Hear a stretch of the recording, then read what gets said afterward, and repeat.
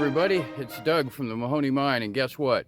Tanya and I are in the middle of nowhere, Nevada, and we just happened to find a little creek here that's running. It's got watercress in it. It's really clear, and it's coming down a canyon that back behind us has been known to be gold bearing. So what did we do? We decided to get out a little baby sluice. You always have the tools with you, and Tanya's little baby gold pan, and guess what? Let's see if there's any color in this little creek. What do you think? Okay, random shot, middle of nowhere. Look at that pretty little creek. We got some trees and stuff. So we're gonna spend the afternoon here and just play in the dirt.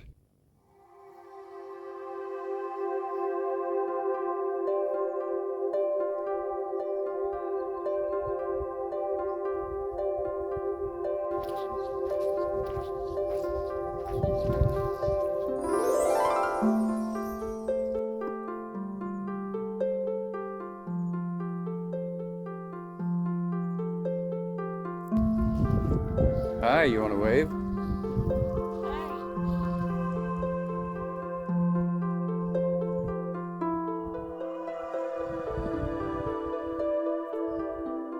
My baby gold pan. It's like my American Express card. I don't know.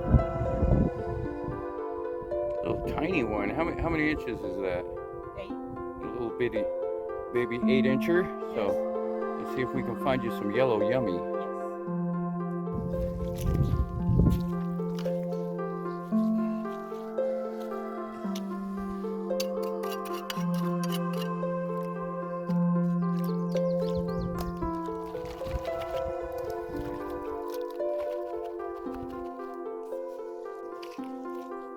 I'm gonna start with some of these little gravels in here. You just frap and never know.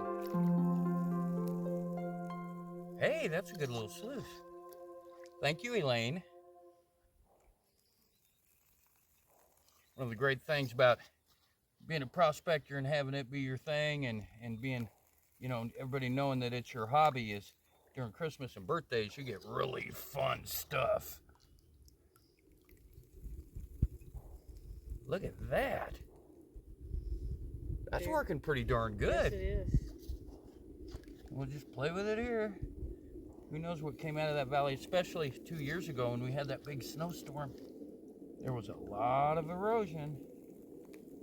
Holy cow. That's not a bad little sluice at all.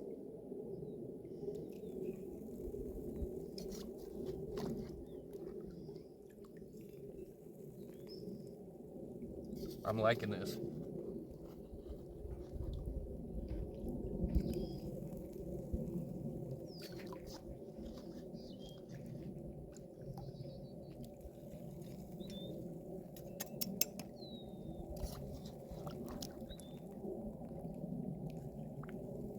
God dang, that works well.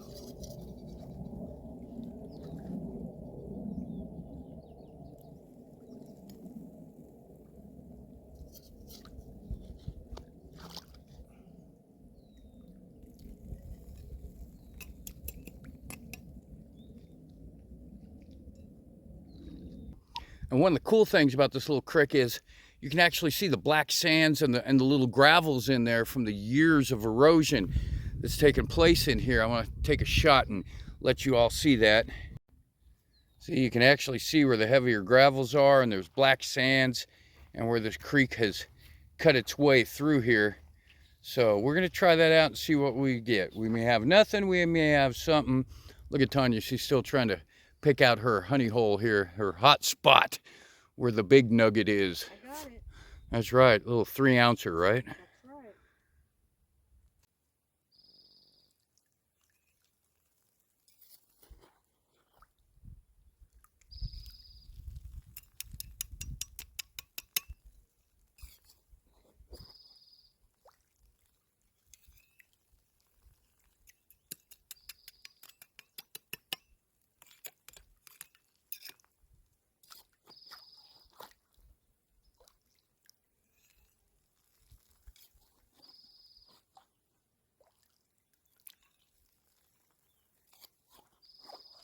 I am so surprised how great this little sluice works. Pocket sluice is better than no sluice.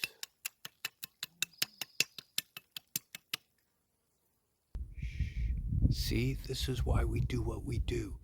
Get out of the house, get off the couch, get out there and just look at the splendor of nature.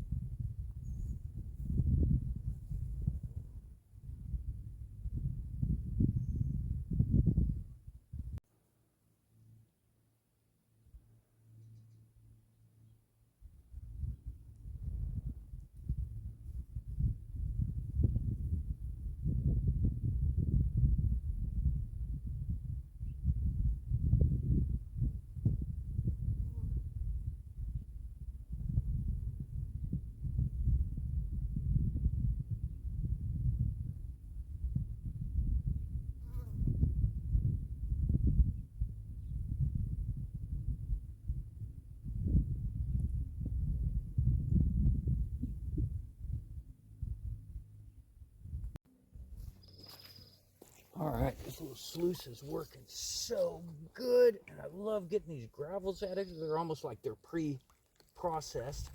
That's frapping awesome. Bang them out of the mud.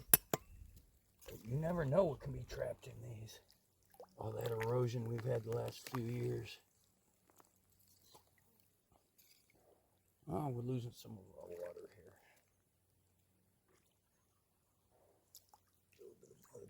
Ah, that ain't working. Let me see what I can get to put in here. All right, I'm taking a break for a minute, having a bite of green apple. Now, it's very important when you're prospecting that one of the most primary things you need to do is eat a piece of green apple, because according to legend, absolutely nothing. I'm just frapping hungry and I felt like I'd have a piece of apple.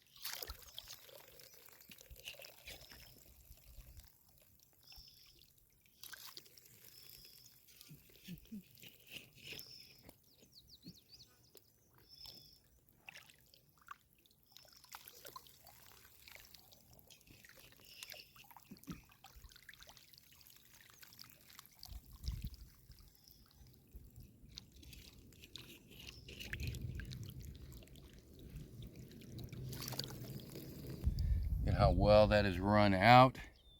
We got a good little amount of water going in the head of it. And it's about time to take this home and pan it out. So we're gonna show you what we got.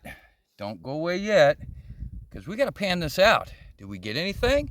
Zero? Who knows? We're out here in the middle of nowhere.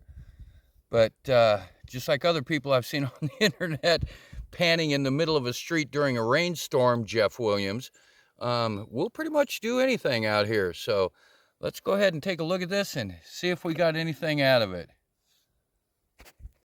Now I want to take a minute to show you some of the rocks we picked up along the way. Look at that. All of the quartz veins and the oxidation. Look at the blue-green silver ore. Found some yummy things that we're going to go home and play with. So let's go home and process out that little baby sluice. See just how good those work and what we found in the middle of nowhere at the No Name Creek, which, hang on, I'm going to tell you more about later. All right, we're back home now. We're getting ready to pan that out. I want to show you a few things. We have our little comfortable panning area where we have the trough and a couch and just good stuff like that. But look how small this sluice is that we were using. I'm going to put my hand in here for perspective. That's a really small sluice, just a rubber mat. Okay, a little gauge iron on top of it. And here's how much we ended up with. We went ahead and cleaned it out just a little bit in the bottom of a pan. So that we moved some pretty good rocks just to get that little bit. So that shows the sluice was clearing out good. It was very low angle. It was very low water. And let's see what we get out of this. I'm gonna go ahead and pan it out, show y'all here. All right, well, there's all we got out of it. It's not very much. So let's go ahead and pan it down real quick and see what we get. This shouldn't take but a minute. So hang in there. Did we get skunked? Did we get nuggets? What's the deal? Now when I pan, as I've mentioned before, I like to do this round deal where it forms kind of a little tornado. And of course it's gonna lift the lighter things. See how the larger things and the lighter things, they're all moving forward. And it's a really good way to ensure that the heavies stay in your pan. I don't think just rocking back and forth like I see a lot of people do is really gonna help that much. Let me turn around where you can see. See, that doesn't help that much. You've got to get this little tornado action working where it's really gonna kick out the tops and leave the heavies. So we turn back around because I am right-handed. Shake it down, make sure get everything heavies at the bottom, and then I do this little action here. It's slower on the bigger riffles, and I think it's actually more accurate if you don't use riffles, but in the beginning I do, just to make sure I catch all the heavies. Alright, we're already probably down 50%. There's not a lot left in there. Now, I mentioned that I was going to tell you a spoiler about that creek. Let me tell you about that creek. The creek is actually running out of a mine. And I'm not going to give you the name of the mine or the area or anything like that. However, it was a very productive mine. It went down, they hit some natural springs, but that wasn't a bad deal because they brought in some Cornish pumps. Great big Cornish pumps, and they were pumping it out. And they had a surveyor coming in to give samples of the mine and take some samples and actually document some of the ore finds that they had down there underground. 3 days before he showed up, the Cornish pump failed. They had some issues there. The Cornish pump failed and it backfilled the mine that had already run into those natural springs. Well, the good news is they got the Cornish pump running again. They were able to pump out the mine and be able to descend back in and see what was going on with it. The bad news is it had totally caved it in. All of the drifts had caved in. There were some areas where they had stoped down. I understand that they'd gone down several hundred feet and all of that had caved, and there was basically nothing left for this guy to survey. They were able to get in there, but unfortunately they were not able. Look at that, look at that, look right there, right there. Yeah, baby. Oh, there's a picker right there. That's a nice little, oh, don't you even. Okay, I've got a little bit of jet dry in here so that it won't float. There's some good stuff in there. But anyway, make a long story short, completely decimated the mine, and the management made the decision not to reopen it. So they closed it. But now there's a natural spring running out of there. Very cold water, beautiful little spring. Look at all of that. Holy. Some good stuff in there. What we got going on here? What's that? Dark on one side. Looks like it might have gold in the other side. It's certainly very heavy. It's going right down under the black sands. So that was a pretty good spot. So, make a long story short, kind of knew a little bit of the history. We know about the area, and we know about the challenges that they had, the solutions that they were not able to come up with, and they had to just close down the mine. Now, it's kind of fun being around an area like that where they closed down the mine, not because they ran out of ore, but because they had some kind of a challenge or a catastrophe, or the price of gold had dropped or whatever.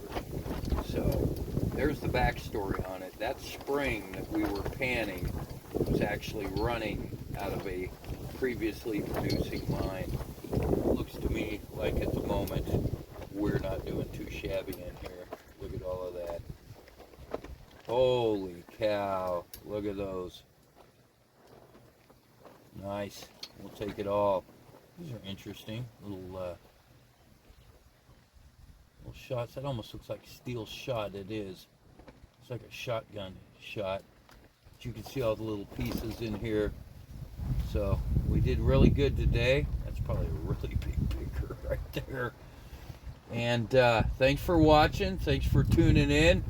Hit that like and subscribe button. Tell your friends, tell your family, tell your grandparents. Tell everybody to subscribe to the Mahoney Mine channel. Now I'm going to put a couple of links in there, right down there in the comments section. I want you to take a look. There's a guy, JB Vance. He has a Facebook page that he's all over the place. He's part of our AU crew, as well as Ernie. And so I'm going to put a link to both of their pages down in this.